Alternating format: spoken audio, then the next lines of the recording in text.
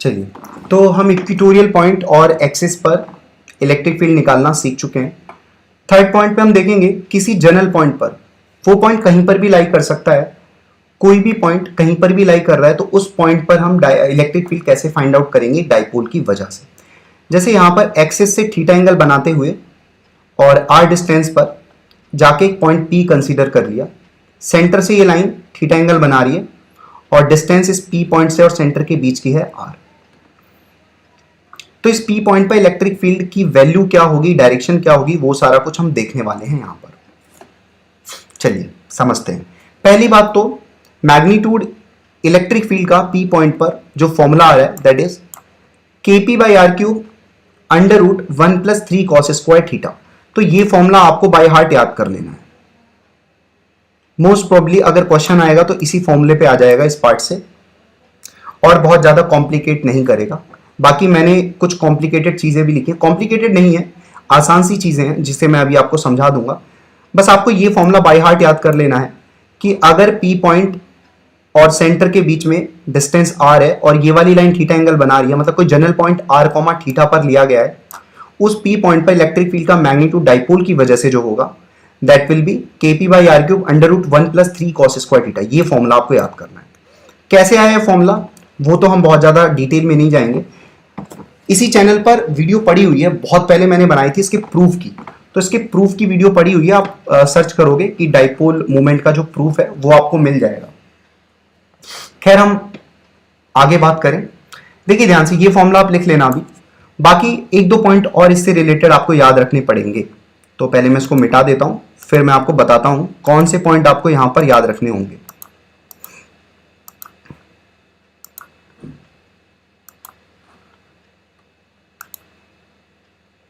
चलिए ध्यान देंगे, ये देखिए एक डाइपोल है -q + q, सेंटर से आर डिस्टेंस पर जाके पी पॉइंट थीटा एंगल पर ले लिया गया है। अब ये पी पॉइंट पर जो इलेक्ट्रिक फील्ड की डायरेक्शन होगी वो कुछ ऐसे होगी, ये आप देख पा रहे हैं इस तरीके से। यहां पर E पैरेलल, ये जो E11 नहीं है ये E पैरेलल है और ये E परपेंडिकुलर है। तो ये P और सेंटर के बीच में ये जो लाइन जोड़ी गई है इस तरीके से, इसी लाइन के अलोंग एक इलेक्ट्रिक फील्ड का कंपोनेंट हमने बना दिया जिसको हमने E पैरेलल बोला।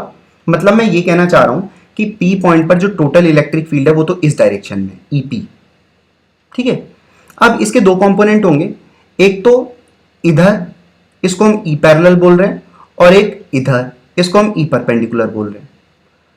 तो इस लाइन के पैरेलल, इस लाइन के अलोंग जो कंपोनेंट है, सेंटर और P पॉइंट को कनेक्ट करने वाली लाइन के पैरेलल अलोंग जो कंपोनेंट है उसको E पैरेलल बोल दिया गया और उसके परपेंडिकुलर वाले कंपोनेंट को E परपेंडिकुलर बोल दिया, और टोटल इलेक्ट्रिक फील्ड ये है EP, ठीक है।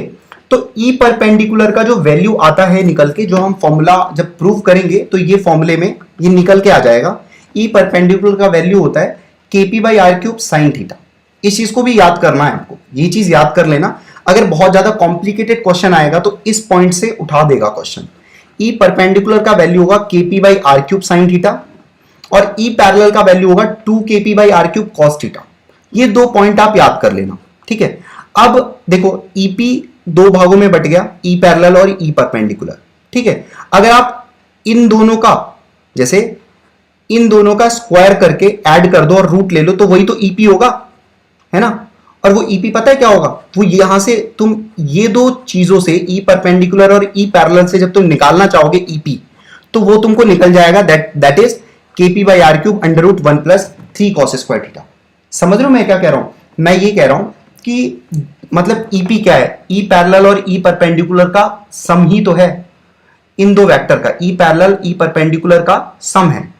तो इन दो वेक्टर का सम आप निकालना चाहोगे तो निकल जाएगा ना। दो परपेंडिकुलर वेक्टर का समेशन कैसे निकालते हैं, मैग्नीट्यूड रिजल्टेंट कैसे निकालते हैं, √E परपेंडिकुलर का स्क्वायर E पैरेलल का स्क्वायर, और वो जब तुम निकालोगे तो वो आपको ये मिल जाएगा kp/r³ √1 + 3 cos² थीटा, ठीक है। चलो इतनी बात तो तुम्हें समझ में आ गई होगी। अब मैं बात करता हूं ये जो अल्फा है, अल्फा, यहां पर अगर मैं tan अल्फा निकालूं इस वेक्टर के लिए, ठीक है, tan अल्फा, तो tan अल्फा क्या होगा, ये वाला, ठीक है। ये वाला क्या है, ये वाला E परपेंडिकुलर है और ये वाला, तो टेन अल्फा आ जाएगा E perpendicular upon E parallel, ये ठीक है। अब ई परपेंडिकुलर और ई पैरेलल को जब तुम डिवाइड करोगे तो तुम्हें टेन थीटा बाई टू मिल जाएगा। तो एक तो ये याद कर लेना, देखो क्या चीजें याद करनी है, ज्यादा से ज्यादा क्या चीज याद करनी है वो मैं बता दे रहा हूं आपको। ईपी के दो component, one is E perpendicular, other is E parallel. Perpendicular क्या है, पी और सेंटर को जोड़ने वाली जो लाइन है उसके परपेंडिकुलर वाला कंपोनेंट है। ई पैरेलल उसी लाइन के अलोंग वाला कंपोनेंट है। ये दो कंपोनेंट हो गए, इनकी वैल्यू याद कर लेना। फिर याद कर लेना कि ई पैरेलल और ईपी के बीच में जो एंगल बन रहा है, ठीक है, वो अल्फा है। तो वो अल्फा, उसका टेन कितना होगा, टेन अल्फा हो जाएगा tan theta by two. Theta क्या है, सेंटर और पी पॉइंट के बीच में जो लाइन है वो डाइपोल की एक्सिस से जो एंगल बना रही है वो थीटा है। थीटा तो हम ऑलरेडी डिफाइन कर चुके हैं, पिछले भी पार्ट में डिफाइन कर चुके हैं, ठीक है। चलो, तो ये टेन अल्फा हो जाएगा। तो ये तीन फॉर्मूले आपको यहां पर याद कर लेने होंगे। मैं बताऊंगा क्वेश्चन, मैं आपको जरूर इससे रिलेटेड एक करा दूंगा, ठीक है। हद से हद, अगर बहुत डिफिकल्ट क्वेश्चन भी आ गया तो ज्यादा से ज्यादा यहीं से आएगा और आपको कुछ भी इसके कॉम्प्लिकेशन में घुसने की जरूरत नहीं है, ठीक है। तो ये एट एनी जनरल पॉइंट वाला पॉइंट आप लिख लो।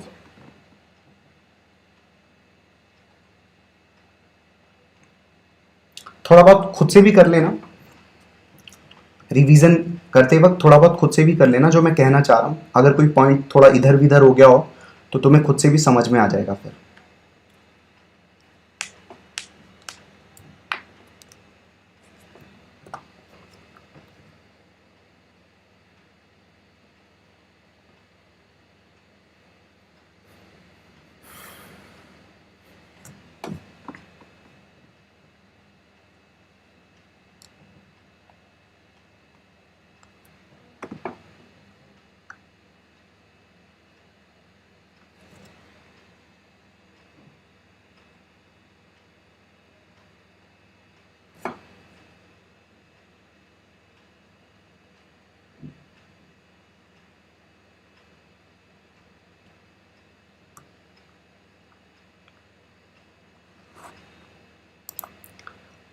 मोस्ट ऑफ द केसेस में जो क्वेश्चन आएगा ना वो खाली इस फॉर्मूले पर आएगा कि आर कॉमा थीटा पर जो पी पॉइंट है, उस पी पॉइंट पर डाइपोल की वजह से कितना इलेक्ट्रिक फील्ड होगा। तो उसके मैग्नीट्यूड की वैल्यू तो ये फॉर्मूला बता देता है, डायरेक्शन नहीं बताता है। डायरेक्शन वगैरह के लिए आपको ये वाला पॉइंट, जो इसको चाहे तो आप दूसरा पॉइंट बोल सकते हो, ये जो डायग्राम हमने बनाया है, ठीक है, इसको दूसरा पॉइंट बोल लो। और ये वाला जो फॉर्मूला है, तो मोस्ट ऑफ द केसेस में क्वेश्चन जो आएगा मोस्ट प्रोबेबली वो खाली इसी फॉर्मूले पे आएगा, ठीक है। रेयर केस में इस फॉर्मूले, इस वाले पार्ट पर क्वेश्चन पूछेगा अगर वो कॉम्प्लिकेट करना चाह रहा होगा तो। इस डायग्राम की थोड़ी माइंड मैपिंग कर लेना, मतलब अपने ब्रेन में फीड कर लेना है डायग्राम कि ईपी कैसे है, मतलब पी पॉइंट पर डायरेक्शन ऑफ इलेक्ट्रिक फील्ड किस दिशा में है, उसके कैसे कैसे कंपोनेंट है और किस कंपोनेंट की क्या वैल्यूज हैं, ठीक है। और जो इलेक्ट्रिक फील्ड है पी पॉइंट पर वो ई पैरेलल से कितना एंगल बनाता है, ठीक है, मतलब अल्फा कितना है। बाकी सारी चीजें जब तुम माइंड मैपिंग कर लोगे तो तुम्हें चीजें समझ में आ जाएंगी। माइंड मैपिंग कैसे होगी, मल्टीपल टाइम्स रिवीजन। मैं बहुत ज्यादा फोकस कर रहा हूं आपको रिवीजन करने पर, इग्नोर मत करना बिल्कुल भी।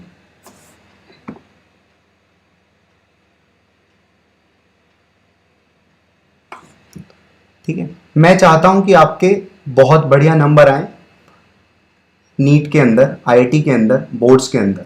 और उसका एक ही मंत्र है मेरे हिसाब से, इतने टाइम जो मैंने पढ़ाया है, ये मेरा जो टीचिंग कैरियर है, उसमें मैंने एक चीज़ ही सीखी है, ये सबसे इंपॉर्टेंट चीज़ है, कि बहुत ज़्यादा भटकने से सिलेक्शन नहीं होता, सिर्फ एक चीज़ से होता है। जो आपके टीचर ने पढ़ाया है बाय हार्ट उसको बार बार रिवाइज करते रहिए, इससे ज़्यादा कुछ मत करिए।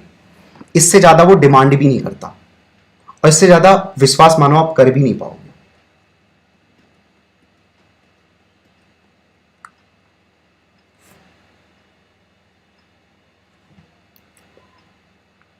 ठीक है,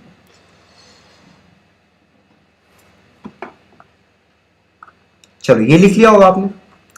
अब देखो नेक्स्ट पार्ट है पोटेंशियल। तो पोटेंशियल तो और भी आसान है, इलेक्ट्रिक फील्ड में तो डायरेक्शन आता था, यहां पर तो डायरेक्शन भी नहीं आता, तो इसके भी फॉर्मूलेज ही देखेंगे। देखो सबसे पहले हम वापस से एक्सिस पर बात करते हैं कि एक्सिस पर कितना पोटेंशियल होगा। तो यहां पर एक पी पॉइंट ले ले रहे हैं, ठीक।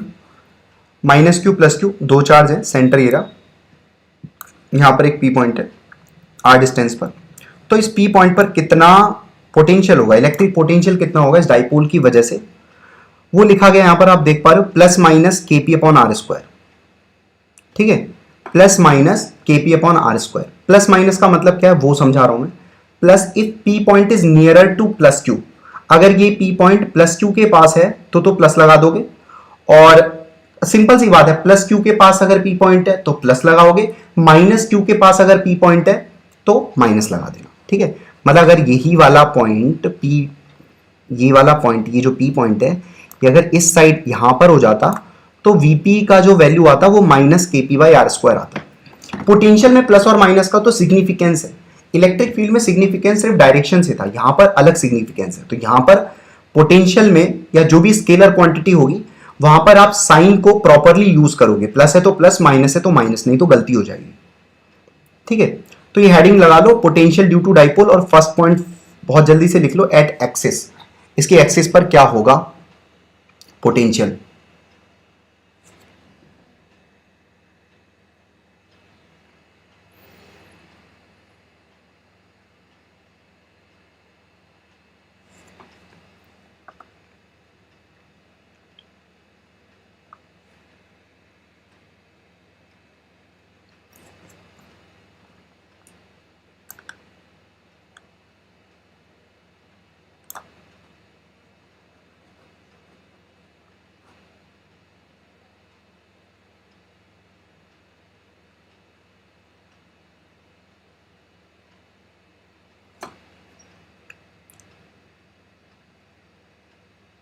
ठीक है,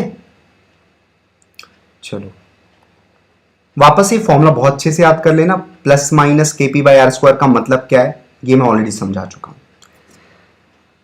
सेकंड पॉइंट देखो, मान लो इक्वेटोरियल पॉइंट, इक्वेटोरियल एक्सिस पर जाके मैंने एक पी पॉइंट ले लिया, ठीक है, परपेंडिकुलर बाइसेक्टर पर पी पॉइंट ले लिया, तो यहां पर पोटेंशियल इस डाइपोल की वजह से जीरो होगा, तो यहां तो कोई फॉर्मूला ही नहीं है, जीरो होगा।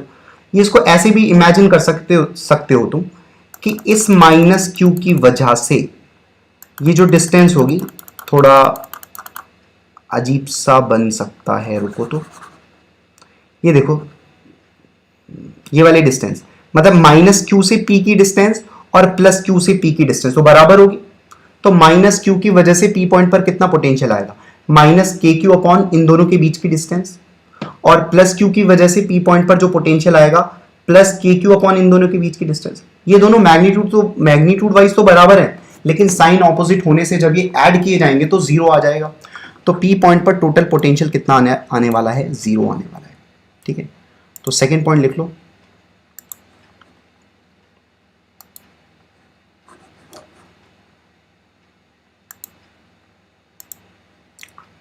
ये सेकेंड पॉइंट लिख लेंगे, ये तो बहुत आसान है। परपेंडिकुलर बाइसेक्टर पर अगर पी पॉइंट लाई कर रहा है डाइपोल के, तो डाइपोल की वजह से पोटेंशियल जीरो हो जाएगा, ठीक है, very easy.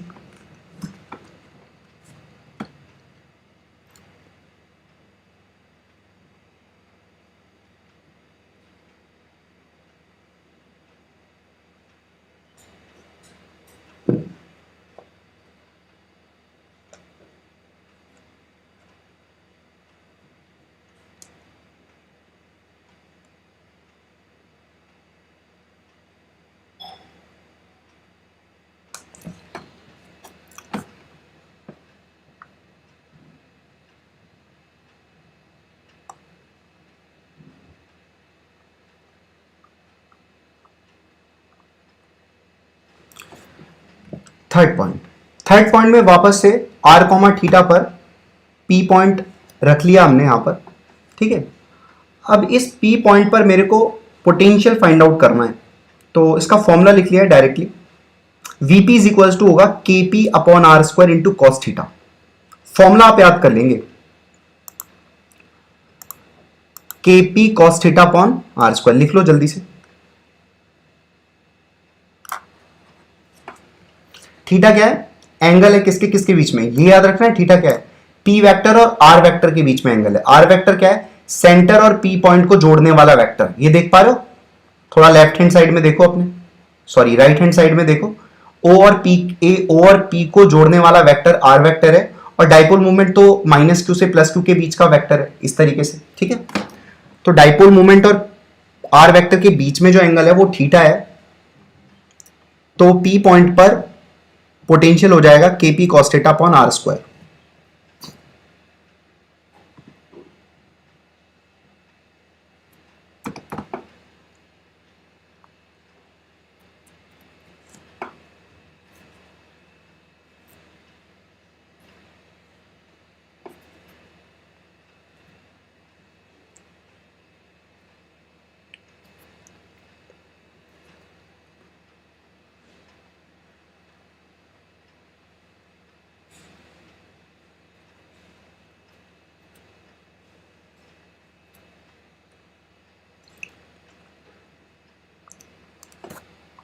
Formula based question आएगा, बार बार समझा रहा हूं, तो फॉर्मुला अच्छे से याद होना चाहिए, बाकी किसी चीज पर कोई ध्यान भटकाना मत।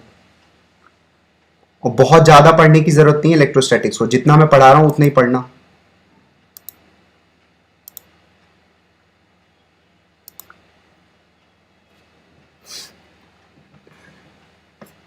क्वेश्चन देख ले रहे, देखो क्वेश्चन, यहां पे देखो क्वेश्चन है माइनस क्यू और प्लस क्यू के बीच का सेपरेशन है 0.1 सेंटीमीटर, और ये पी पॉइंट देख रहे हो, ये पी पॉइंट परपेंडिकुलर बाइसेक्टर पर ले जाके ले लिया है, इक्वेटोरियल लाइन पर लिया गया है, ठीक है। पी पॉइंट, सेंटर और पी पॉइंट के बीच का जो डिस्टेंस है वो 5 सेंटीमीटर है, मतलब आर जो है वो 5 सेंटीमीटर है। आपको फाइंड आउट क्या करना है, और क्यू का वैल्यू यहां पर दिया हुआ है, थोड़ा सा राइट हैंड साइड में लिख गया है, तो क्यू का वैल्यू 2 माइक्रोकूलम। आपको फाइंड आउट करना है इलेक्ट्रिक फील्ड और पोटेंशियल पी पॉइंट पर, ठीक है। खुद से करो बहुत जल्दी से, फॉर्मूला को यूज करो, जो फॉर्मूले आपने पढ़े हैं, नहीं याद है तो पीछे से देख लो, जो आपने कॉपी में लिखा होगा पेज पलट के देखो, पी पॉइंट पर इलेक्ट्रिक मतलब इक्वेटोरियल पॉइंट पर क्या फॉर्मूला था इलेक्ट्रिक फील्ड का और क्या फॉर्मूला था पोटेंशियल का, ठीक है। उसको जब एक बार लिखोगे वापस से, तो वापस से ब्रेन आपका रिकॉल कराएगा फॉर्मूला, तो दोनों का फॉर्मूला लिखना फिर करना। चलो करो जल्दी से इसको। पी पॉइंट पर पोटेंशियल और इलेक्ट्रिक फील्ड दोनों फाइंड आउट करने हैं इस डाइपोल की वजह से, और ये पी पॉइंट कहां लाई कर रहा है, परपेंडिकुलर बाइसेक्टर पर, मतलब इक्वेटोरियल पॉइंट पर।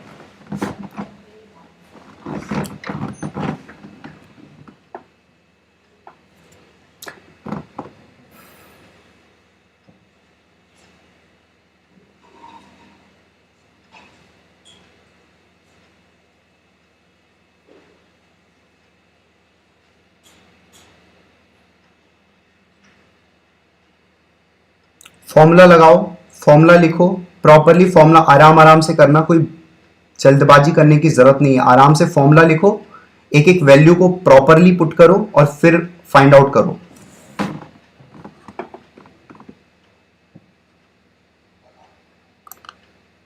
और वापस से फॉर्मूला रिकॉल करना।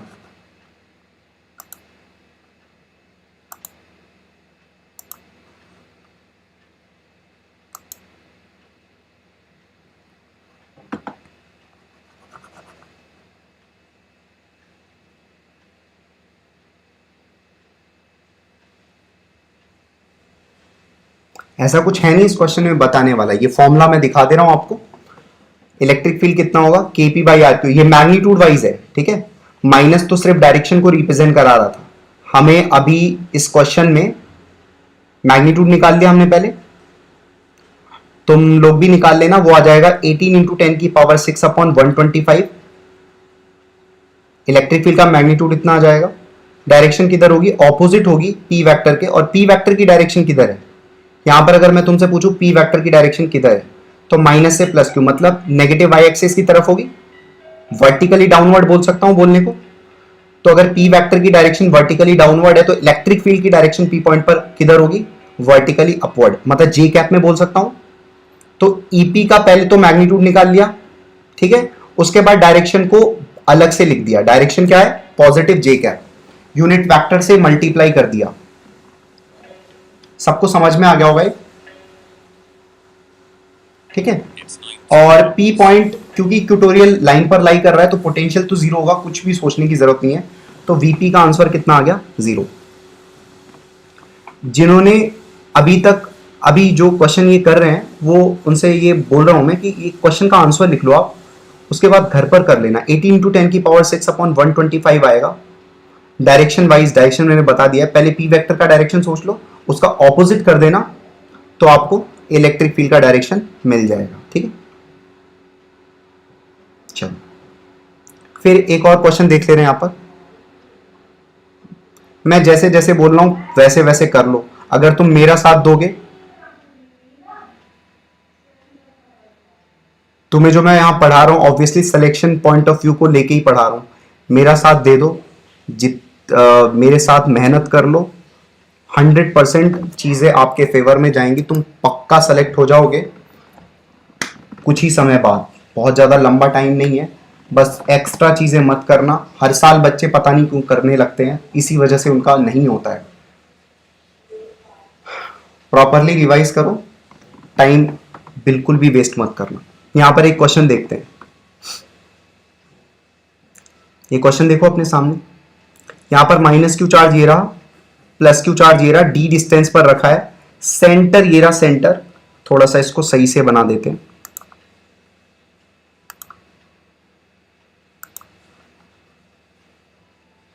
ये इसकी एक्सिस है, और डाउट अपनी क्लियर कर लेना, कहीं पर भी अगर डाउट रहती है तो उसको क्लियर करते रहो। अभी देखो, सुनो ध्यान से, ये पी पॉइंट है तो सेंटर से पी पॉइंट है, ये r, वाला केस है। तुम पहले तो ये देख के क्वेश्चन समझ जाओ कौन सा केस है, ये एक्सिस वाला केस है, इक्वेटोरियल वाला केस है, या r, वाला केस है। तो ये r वाला केस है। थीटा यहां पर 120 डिग्री दिख रहा है तुम्हें, है ना, -q + q, 120 डिग्री थीटा दिख रहा है ना। चलो 5 सेंटीमीटर r की वैल्यू हो गई। तो अब यहां पर फाइंड आउट क्या करना है वो देख लो, इलेक्ट्रिक फील्ड और पोटेंशियल फाइंड आउट करना है पी पॉइंट पर। तो इलेक्ट्रिक फील्ड का फॉर्मूला मैंने आपको बताया था, फॉर्मूला याद करेंगे r, वाला, that is kp/r³ √1 + 3 cos² theta. तो वापस से लगा देना। अच्छा, p की वैल्यू क्या लिखोगे? q × d, dipole moment. ठीक है, तो ये फॉर्मूला लगा दोगे, आंसर आ जाएगा। cos 120 डिग्री की वैल्यू जिसको नहीं पता वो याद कर ले, -1/2 होती है, वो यहां से याद कर लेगा। ठीक है, तो यहां पर जब वैल्यू आप प्लग इन करोगे इस फॉर्मूले के अंदर तो फिर आपको आंसर मिल जाएगा। समय बचाने के लिए आप आंसर लिख सकते हो अभी के लिए, 9√7/125 × 10⁶ न्यूटन पर कूलम, ये मैग्नीट्यूड आ जाएगा। ठीक है, यहां पर डायरेक्शन से कोई बहुत ज्यादा कंसर्न मत रखो, ऐसे क्वेश्चन में डायरेक्शन वाइज क्वेश्चन नहीं भी आएगा। ठीक है, थोड़ा सा डिफिकल्ट होगा डायरेक्शन अगर यहां पर बताना होगा तो पता है क्या बताओगे? अल्फा बताओगे। वो जो अल्फा था ना, tan α = tan θ/2, तो तुम ये बता दोगे एट एन एंगल अल्फा, और अल्फा का वैल्यू क्या हो जाएगा? tan inverse tan θ/2। ध्यान से सुनो, वो जो याद है तुम्हें r, में हमने tan α = tan θ/2 लिखा था। तो अगर तुम्हें बताना होगा तो मैग्नीट्यूड इतना लिख लेना, फिर लिखना at an angle alpha, alpha बराबर tan इनवर्स tan θ/2, और ये भी लिखना अल्फा क्या है, अल्फा कौन सा एंगल था? इलेक्ट्रिक फील्ड और इलेक्ट्रिक फील्ड और इसके बीच वाला एंगल, ये वाला। थोड़ा सा सही से बना दूं, इसकी माइंड मैपिंग करो, हर चीज को शब्दों में थोड़ी ना एक्सप्रेस किया जा सकता है। ये वाली लाइन, ठीक है, सेंटर से पी पॉइंट को जोड़ने वाली लाइन और इलेक्ट्रिक फील्ड के बीच का एंगल है। ठीक है, ये वाली लाइन और इलेक्ट्रिक फील्ड के बीच का एंगल था अल्फा। तो अगर डायरेक्शन लिखना होगा तो वो लिख देना, लेकिन जरूरत नहीं है उसकी। ठीक है, चलो, तो ये तो इलेक्ट्रिक फील्ड का मैग्नीट्यूड आ गया। बात करते हैं पोटेंशियल की। तो पोटेंशियल का फॉर्मूला क्या है? kp cos θ/r²। तो बस लगा दिया फॉर्मूला, आ गया आंसर। यहां पर पॉजिटिव और नेगेटिव से रिलेट करना है यहां पर। ठीक है, तो cos थीटा की वैल्यू तो नेगेटिव आ जाएगी ना, -1/2। तो यहां पर जो पोटेंशियल आएगा वो देखो ऑलरेडी नेगेटिव आ गया। ठीक है, -9/25 × 10⁴। यहां पर प्लस माइनस वाला इफेक्ट नहीं है, वो पता है कहां पर था? वो एक्सिस पर था, सिर्फ एक्सिस पर प्लस माइनस kp/r² था। r, θ पर प्लस माइनस मत सोचना, बस फॉर्मूला क्या लगाना है, KP cos theta upon R square. अगर नेगेटिव आना होगा तो कॉस थीटा की वजह से ही नेगेटिव आ जाएगा, तुम्हें सोचने की जरूरत नहीं है। तो यहां पर बस अब आंसर लिख लो अगर नहीं आया तो, that is -9/25 × 10⁴ volt. This is answer to this question. ठीक है,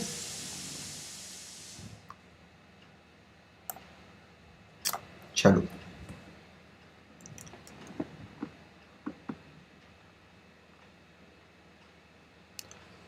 चलो एक और क्वेश्चन देख लेते हैं।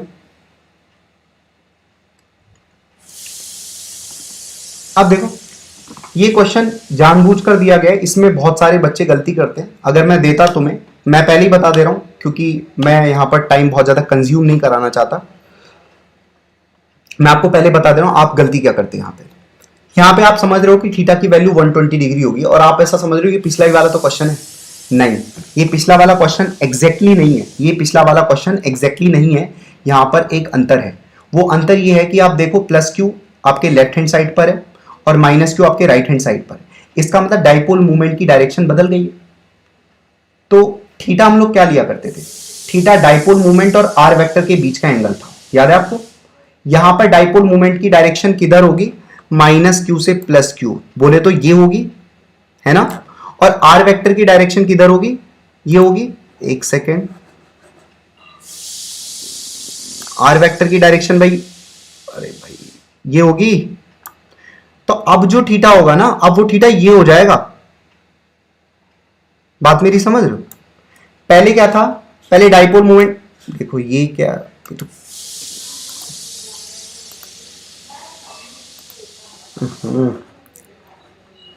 भाई थोड़ा सा कोऑपरेट कर लिया करो, है ना,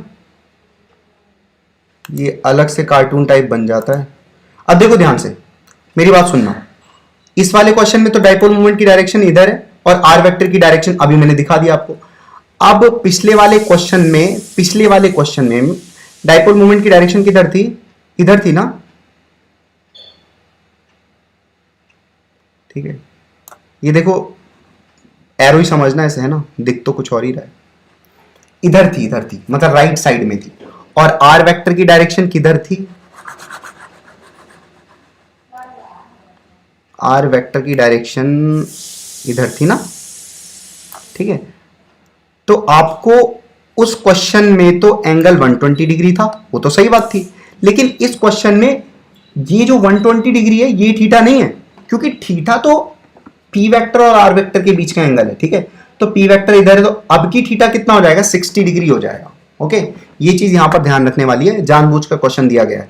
सेम क्वेश्चन है, यहां पर भी इलेक्ट्रिक फील्ड और पोटेंशियल फाइंड आउट करना है पी पॉइंट पर। तो फॉर्मूले आपको लगाने हैं, सेम फॉर्मूले लगाने हैं, लेकिन आपको थीटा 60 डिग्री रखना है, ठीक है। Solution is same as previous, तो जैसे पहले सॉल्यूशन था वही है, बट आपको थीटा 60 डिग्री रख देना है इंस्टीड 120 डिग्री, ठीक है। कॉस थीटा की वैल्यू कॉस 60 की वैल्यू 1/2 होगी। बात समझे। तो अगर बात करें इस वाले क्वेश्चन में, तो इलेक्ट्रिक फील्ड की वैल्यू तो सेम होगी, क्योंकि इलेक्ट्रिक फील्ड के फॉर्मूले में क्या आ रहा है, कॉस स्क्वायर थीटा आ रहा है। तो कॉस 120 डिग्री का स्क्वायर करो चाहे कॉस 60 डिग्री का स्क्वायर करो, बात एक ही आएगी, 1/4 ही आएगा आंसर, है ना। तो इलेक्ट्रिक फील्ड का वैल्यू तो सेम आएगा, लेकिन पोटेंशियल का वैल्यू अलग हो जाएगा, क्योंकि पोटेंशियल में तो कॉस थीटा आ रहा था। तो पिछले वाले क्वेश्चन में जो भी आंसर था, ठीक है, वो आंसर नेगेटिव में था, हमको याद है। तो उसी का पॉजिटिव वाला सेम इस क्वेश्चन का आंसर हो जाएगा, ठीक है। तो ईपी तो वही आएगा जो पिछले वाले क्वेश्चन में था, दैट इज 9√7/125 × 10⁶। और वीपी वाला जो आंसर होगा, potential at P, that should be positive, which is 9/25 × 10⁴ volt, वो आंसर हो जाएगा, ठीक है क्या। आई होप समझ में आ गई होगी आपको बात। चलो तो एक और क्वेश्चन ले ले। कोई चीज मिस हो जाती है, थोड़ा सा वेट कर लेना, जब ये वापस से रीपब्लिश हो जाएगा वीडियो तब देख लेना तुम लोग, ठीक है। हम लोग थोड़ा यहां पर टाइम बचा लेंगे, सेव कर लेंगे। देखो एक क्वेश्चन और देख लेते हैं। -q + q, ये एक डाइपोल है, सॉरी डाइपोल मत समझो, क्वेश्चन समझो। इलेक्ट्रिक, ये आपको चार्ज कन्फिग्रेशन दिखाई गई है, यहां पर 3 चार्ज दिख रहे हैं आपको, -q + q और +q, और आपको इलेक्ट्रिक फील्ड फाइंड आउट करना है पी पॉइंट पर due to the given charge configuration. जो भी आपको चार्ज कन्फिग्रेशन दी है उसकी वजह से पी पॉइंट पर इलेक्ट्रिक फील्ड फाइंड आउट करना है। अब देखो इस क्वेश्चन में आप अगर डाइपोल का सहारा लोगे तो ये क्वेश्चन काफी आसान है, लेकिन अगर आप डाइपोल का सहारा नहीं लोगे तो it is little bit difficult. ये चीज समझने की बात है। यहां पर एक और चीज मैं बोलना चाहूंगा आपको कि आर की जो वैल्यू होगी that is much greater than D. ये चीज आप लिख लेना, R is much much greater than D. चलो स्टार्ट करें इस क्वेश्चन को। तो देखो इस क्वेश्चन का अप्रोच कैसे करेंगे, डाइपोल के सहारे से अप्रोच कैसे करेंगे। देखो ये माइनस क्यू है और ये एक प्लस क्यू है। ये माइनस, जैसे ये वाला माइनस क्यू और ये वाला प्लस क्यू, थोड़ा माउस चल जाने दो फिर बताता हूं। ये माइनस क्यू और ये जो दूर वाला प्लस क्यू है, ये इन दो माइनस क्यू प्लस क्यू को डाइपोल मान लो तुम। ठीक है, पास वाले प्लस क्यू और माइनस क्यू को डाइपोल मत मानो। ठीक है, माइनस क्यू और प्लस क्यू, जो दूर वाला प्लस क्यू, उसको डाइपोल मानो। तो पी पॉइंट क्या है, पी पॉइंट फिर डाइपोल के परपेंडिकुलर पार्ट पर चला गया। प्रॉपरली तो सॉल्यूशन लिखा हुआ है यहां पर, देखो इसको 1 बोल दिया गया माइनस क्यू को, फिर प्लस क्यू को 2 बोल दिया गया और इस प्लस क्यू को 3 बोल दिया गया। तो ये पी पॉइंट है। बाई 1 एंड 3 पहला वाला चार्ज और तीसरा वाला चार्ज है, वी फॉर्म अ डाइपोल। हमने डाइपोल बना लिया। So electric field at P is due to dipole and plus Q. Second वाला चार्ज तो प्लस क्यू है, तो 1 और 3 मिलके तो ये डाइपोल बना गए। तो एक तो डाइपोल की वजह से इलेक्ट्रिक फील्ड होगा पी पॉइंट पर, और एक सेकंड वाला चार्ज प्लस क्यू की वजह से इलेक्ट्रिक फील्ड होगा पी पॉइंट पर। तो डाइपोल की वजह से कितना इलेक्ट्रिक फील्ड होगा वो लिख लें। ठीक है, डायरेक्शन वाइज तो कितना होगा, minus KP by R cube perpendicular point, मतलब परपेंडिकुलर एक्सिस पर, minus KP by R cube. ठीक है,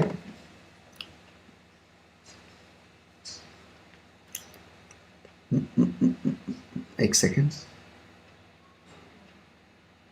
minus Q to plus Q, हाँ सही है।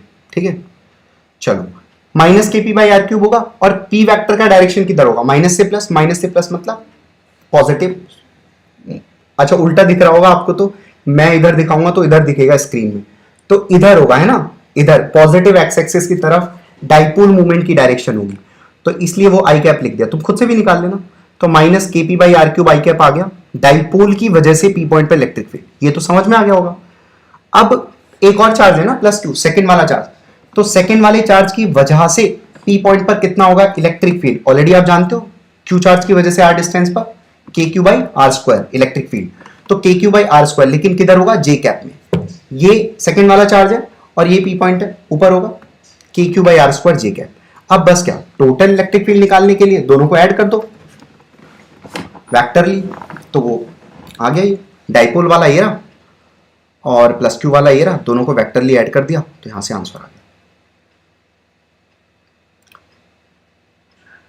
इफ यू विश की सॉल्यूशन आपको लिखना है तो यहां से जल्दी से पहले तो क्वेश्चन लिख लो, जिन्होंने नई क्वेश्चन लिखा है 30 सेकंड दिया क्वेश्चन लिखने के लिए।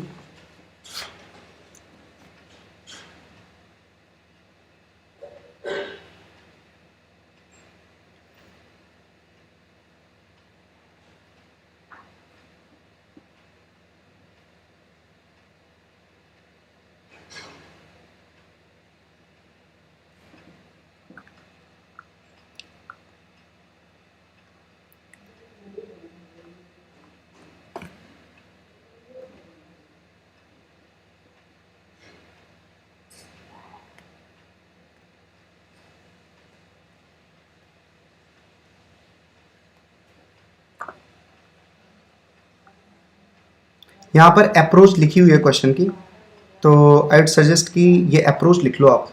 ये वाली अप्रोच जो मैंने यहाँ पर लिखी है कि 1 और 3 को हमने डाइपोल माना, डाइपोल की वजह से अलग इलेक्ट्रिक फील्ड फाइंड आउट कर लिया पी पॉइंट पर, और एक प्लस क्यू की वजह से अलग इलेक्ट्रिक फील्ड फाइंड आउट कर लिया।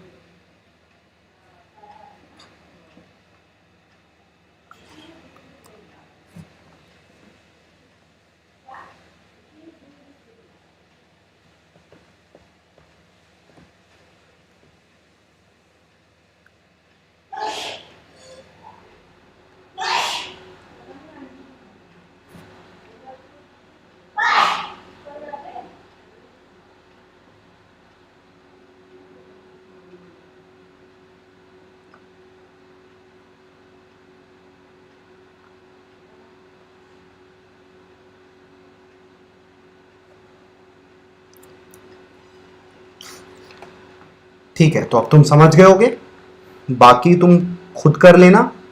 आंसर लिखना चाहते हो तो यहां पर आंसर लिखा, आंसर लिख लो और बाद में खुद कर लेना।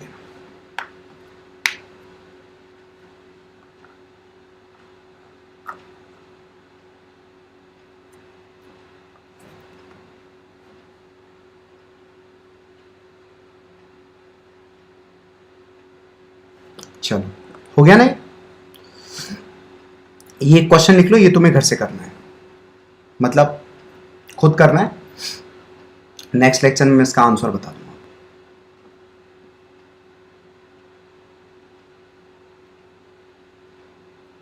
ये क्वेश्चन लिख लो बस,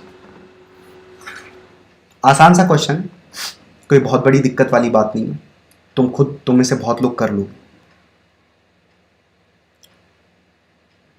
और प्लीज मेरी बात को इग्नोर मत करना, इस साल तो बिल्कुल भी।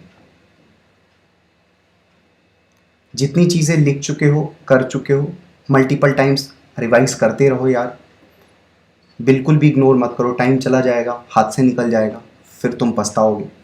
मेरे ऊपर ये चीज़, मेरे ऊपर इस साल पूरा भरोसा रखो।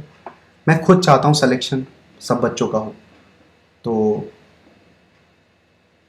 मैं जो चीज़ें बता रहा हूँ काफ़ी एक्सपीरियंस के बाद बता रहा हूँ। बहुत ज़्यादा चीज़ें मत करो, 50 लोगों को मत सुनो, अलग लोगों का अलग परसेप्शन होगा।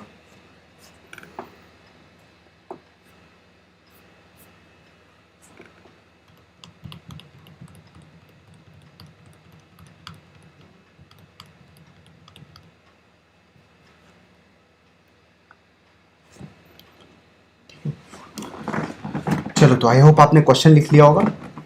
आज के लिए इतने ही रखते हैं, बाकी नेक्स्ट लेक्चर में हम कर लेंगे। तो नेक्स्ट लेक्चर में केमिकल काइनेटिक्स खत्म हो जाएगा। तो अभी तुम्हें क्या करना है, केमिकल काइनेटिक्स में ऑलमोस्ट एनसीईआरटी से तो खत्म हो गया है, तो एनसीईआरटी अगर आपके पास है तो कर लेना। अदरवाइज मैं मोस्ट प्रोबेबली आज रात तक या कल सुबह तक उसका एनसीईआरटी का पूरा एक प्रॉब्लम सेट जो है वो भेज दूंगा, तो आप केमिकल काइनेटिक्स कर लो, तो 2 चैप्टर आपका फिर अच्छे से कंप्लीट हो जाएगा। फिर केमिकल काइनेटिक्स का आगे कुछ दिन में, 2-4 दिन में हम टेस्ट एक रख लेंगे जिससे केमिकल काइनेटिक्स आपको अच्छे से समझ में आ जाए, तो केमिकल काइनेटिक्स हो जाएगा।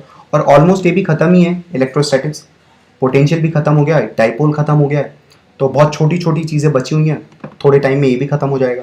तो जैसे ही ये चैप्टर खत्म होगा तो ऑलमोस्ट 12th क्लास में फिजिक्स के 2 चैप्टर खत्म हो जाएंगे, बड़े बड़े 2 चैप्टर खत्म हो जाएंगे। फिर हमारे लिए जर्नी थोड़ी आसान हो जाएगी। आप इन चीज़ों को अच्छे से रिवाइज करो, काफ़ी सारे फॉर्मूले हो गए होंगे। आपने देखा होगा कि अगर आपने एक पेपर पर लिखा होगा तो बहुत सारे फॉर्मूले होंगे, और उन्हें डे टू डे रिवाइज करो, ठीक है। वैसे रटने की जरूरत नहीं है कि आप पढ़े हुए KQ/R², 50 बार बोल रहे हो, ऐसे याद करने की जरूरत नहीं। बस एक दो बार पढ़ लो, पढ़ते रहो मल्टीपल टाइम्स, टाइम दो, टाइम के साथ चीज़ें याद हो जाएंगी। एक ही बार में जबरदस्ती करने की जरूरत नहीं है अपने ब्रेन के साथ। चलो,